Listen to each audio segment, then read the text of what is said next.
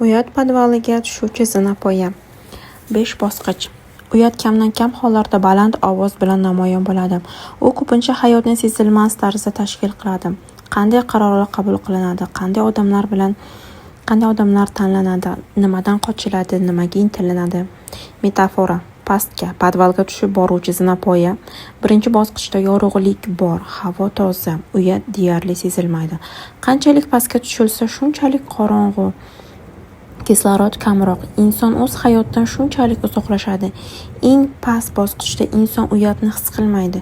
Bu uning yo'qligidan emas, balki u yerda nimadir umuman his qilish uchun haddan tashqari qorong'ulik bo'lgani uchundir. Ko'pchilik qaysi bosqichda ekanini bilmaydi, chunki qorong'ulikka o'rganib qolgan va uni norma deb qabul qiladi. Bu zinapoya tashxis ham, hukm ham emas. Bu podvalning xaritasi. Xarita esa faqat bitta narsa uchun kerak. Yana yuqoriga chiqish yo'lini topish uchundir. Birinchi bosqich. Fon darajasidagi uyat. Inson nisbatan qulay yashaydi. Uyat deyarli xalaqit bermaydi. Ba'zan xato qilganda inson uyaladi. Ommaviy tanqidni maqtovga qaraganda biroz og'irroq qabul qiladi. Lekin odamlarga yoqishni istaydi, lekin har qanday narx evaziga emas. O'zi va boshqalar bilan halol aloqaga qodir. Bu shartli norma bo'lib, sog'lom munosabatlar va sog'lom o'zini baholash shu asosda shakllanadi. Ikkinchi bosqich. Uyat idrok filtri sifatida. Bu yerda uyat reallikni talqin qilishni, sezilmas tarzda boshqarishni boshlaydi. Neytral. Sen charchaganga o'xshaysan degan gap tanqid sifatida qabul qilinadi. Kompliment ishonchsizlik uyg'otadi. Ehtimol shunchaki xushomad qilyapti. Inson boshqalarga yoqishga harakat qiladi. Mehribonlikda emas, balki xavotirdan perfeksionizm kuchayadi. Ortiqcha oqlanish paydo bo'ladi. Uyat hali to'liq anglanmagan, ammo u allaqachon kiruvchi ma'lumotni filtrlab turadi. Uchinchi bosqich. Uyat tashkil qiluvchi prinsip sifatida. Uyat xulq-atvorni tashkil qiluvchi markazga aylanadi. Aynan shu bosqichda qaramlik uchburchagi shakllanadi. Past o'zini baholash, rad etilish qo'rquvi, nazorat illyuziyasi. Inson muntazam ravishda boshqalarning ehtiyojlarini o'zidan ustun qo'yadi. Nizolardan har qanday narxda qochadi. Xavfsiz, ya'ni o'ziga muhtoj sheriklarni tanlaydi. Yolg'izlikni ko'tarish qiyinlashadi, chunki u faqat uyat aks etadigan oynaga aylanadi. To'rtinchi bosqich. Uyat identitet yadrosi sifatida. Bu yerda uyat faqat boshqarmaydi, u shaxsiy identitetni shakllantiradi. Inson men noto'g'ri ish qildim deb o'ylamaydi, balki men o'zim noto'g'riman deb his qiladi. Bu tajriba shu qadar chuqurki, yaqinlik chidab bo'lmas tahdidga aylanadi. Bu bosqichda ikki qarama-qarshi, lekin bir manbadan oziqlanuvchi ssenariy paydo bo'ladi. Birinchisi, boshqa insonda to'liq erib ketish, o'zini yo'qotish, doim qutqaruvchi roli hissiy holdan toyish.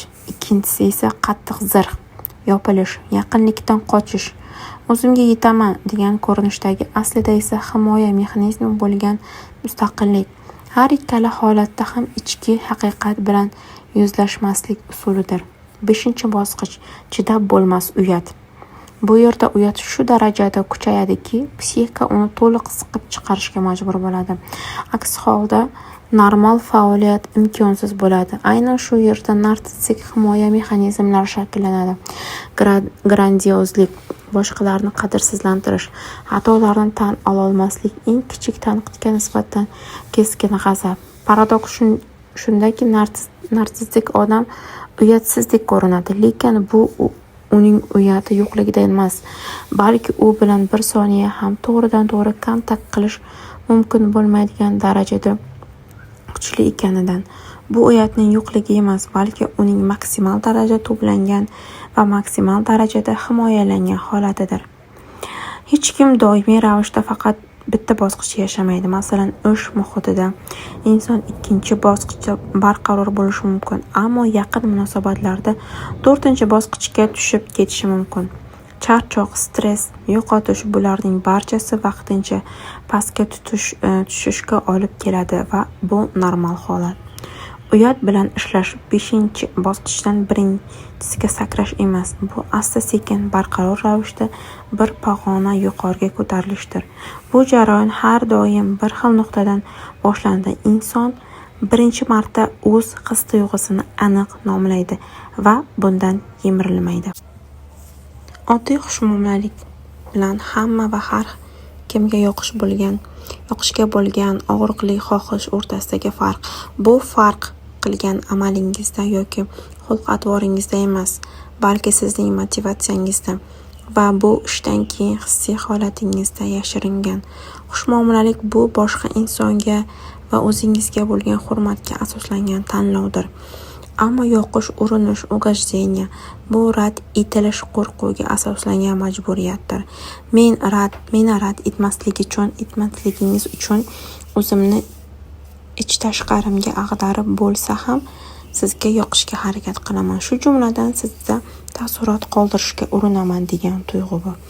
Xushmuomalalik ko'rsatganingizda siz xotirjamlik va o'z qadr-qimmatingizni his qilasiz. Masalan, kimdir uchun eshikni ochib turishingiz, hamkasbingizga yordam berishingiz yoki yaqiningizni tinglashingiz mumkin. Chunki sizda bunga resurs va xohish bor. Ammo agar siz buni o'z rejalaringizni qurboni qilib, tishlaringizni g'ijirlatib yoki agar buni qilmasa meni haqimda yomon o'ylashadi degan qo'rquv bilan qilsangiz, bu allaqachon e'tibor jalb qilishga bo'lgan nevrotik ehtiyojdir. Bugungi darsimiz aynan shu haqida bo'ladi. Sizlarni qutlayman. Bu yerda eng asosiy belgi bu hissiy ta'm, послевкусие.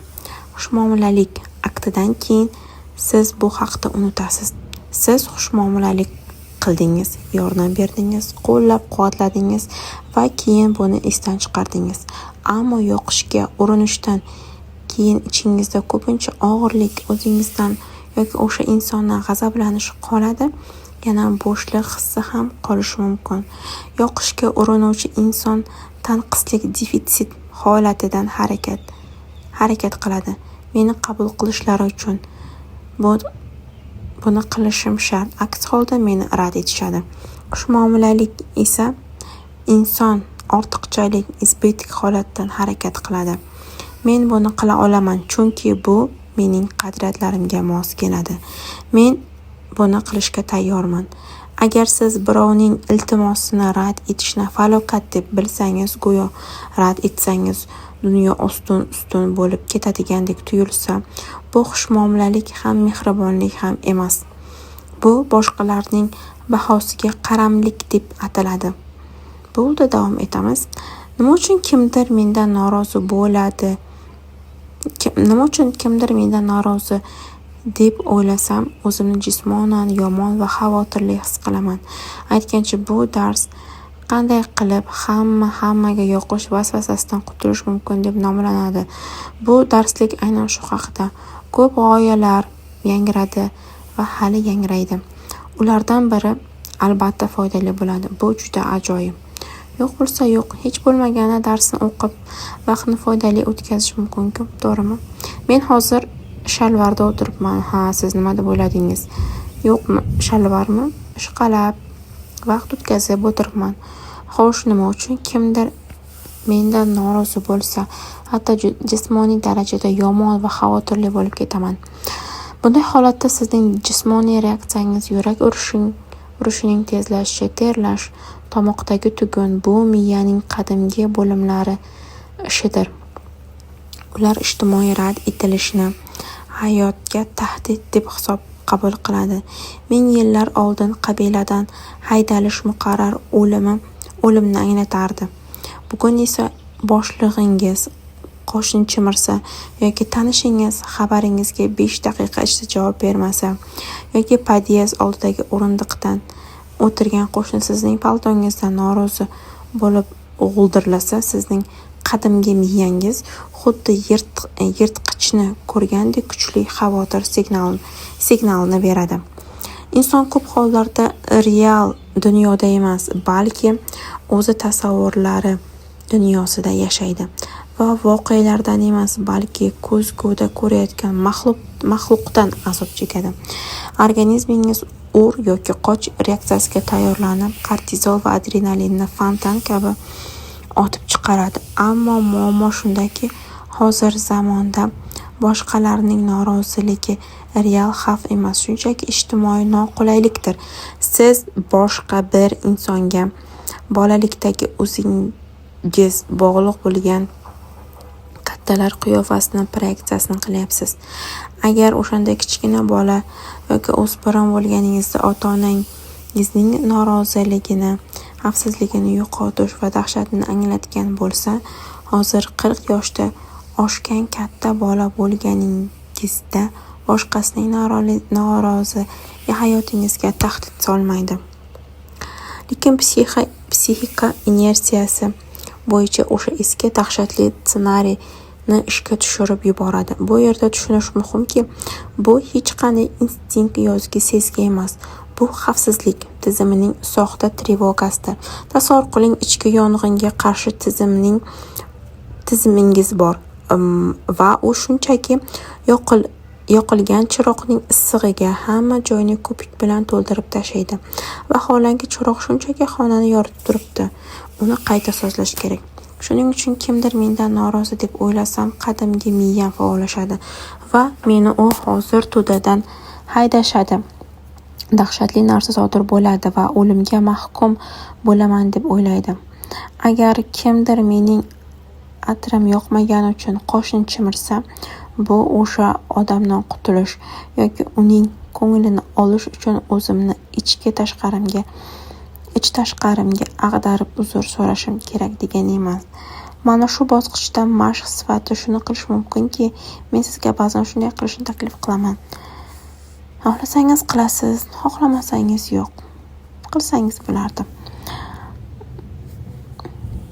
Mana bu gapni yozing. Kimdir mendan norozi bo'lsa, men o'zimni aybdor his qilaman. Men o'zimni to'g'irlash kerak, uzr so'rashim kerak deb his qilaman. Men o'zimni nimadir noto'g'ri qildim deb o'ylayman. Uni kayfiyatga qarab javob qaytarishim kerak edi deb o'ylayman. O'zimni urishni boshlayman. Nega boshqacha harakat qilmading? Uni xafa qilmasliging kerak edi yoki norozi bo'lmasliging kerak edi. Xo'p deyishing kerak edi. O'zimni nega ulardek tutmadim, kiyinmadim, nega harakat qilmadim shunday deb urishaman. Ular xohlagandek ishlarni qilib qo'yishim kerak edi degan xayol o'tadi. Men hamma narsani tayyor qilib qo'yishim kerak edi. Hamma narsaga ulgurishim kerak edi degan narsa bo'ladi. Bu shunchaki tanamning eski reaksiyasi. Hozir menga hech narsa tahdid solmayapti. Men katta insonman. Nima uchun undan qutulish bunchalik qiyin? Bu muhim nuqta. Hurmatli hamkasblar, men sizlarga hamkasblar deb murojaat qilyapman, chunki barchamizni inson hayotining mana shu nozik qatlamlarini o'rganishga bo'lgan moyillik va qiziqish birlashtirib turibdi. Shunday emasmi? Xullas, men hamma uchun yaxshi bo'lishim kerak degan bu ustanovga qarash, bu qachonlardir sizga omon qolish va mehr qozonishga yordam bergan moslashuv mexanizmidir. Ko'pincha bu ustanovka bolalikda mehr va qabul qilish ma'lum bir shartlar asosida berilgan joyda shakllanadi. Ehtimol sizni faqat qulay bola bo'lganingizda, tinch o'tirganingizda, yaxshi baholar keltirganingizda va kattalarga xalaqit bermaganingizda maqtashgandir. Yoki aksincha, oilada vaziyat oldinni aytib bo'lmaydigan darajada bo'lgandir va sizni yaxshi ko'radiganlarning kayfiyati skaner qilishni, ularga moslashishni va harakatlaringiz bilan ularning mehrini sotib olishni o'rgangan bo'lishingiz mumkin. Shunday qilib, inson o'zining meni o'zidan qadrli emas, balki faqat boshqalarni mamnun qilish funksiyasi ekanligiga o'rganib qoladi. Lekin sen boshqalarni mamnun qiluvchi shunchaki funksiyadan kattaroq narsasan. Bu strategiya ongda mustahkam o'rnashib qolgan, chunki yillar davomida ishlagan va miya buni xavfsizlik kafolati deb qabul qiladi. Hamma uchun yaxshi bo'lsamgina xavfsizlikdaman degan uстановkadan qutulish oson emas. Bu yerda gap aynan shu haqida ketyapti. Chunki omon qolish uchun hammaga yoqish strategiyasidan voz kechish psixika uchun sug'urtasiz tubsizlikka sakrashdek tuyuladi. Siz o'rganayotganingizdek qaraysiz, lekin endi birovning ma'qullashadigan qo'ltiqda oyoqlarsiz. Albatta bu neyron bog'lamlarini qayta qurishni yo'q deganingizda ham dunyo ustun bo'lib ketmasligini ko'rsatuvchi yangi tajriba shakllantirishni talab qiladi. Siz o'zingizga, hatto boshqaga yoqmaslikka, birovning mehrini qozonishga urinmaslikka ruxsat berasiz va hayron qolasiz. Bu dunyo ag'darilib ketmadi-ku. Mana bu yerda mashq bor. Mening bolaligimda yaxshi bo'lish nimani anglatadi?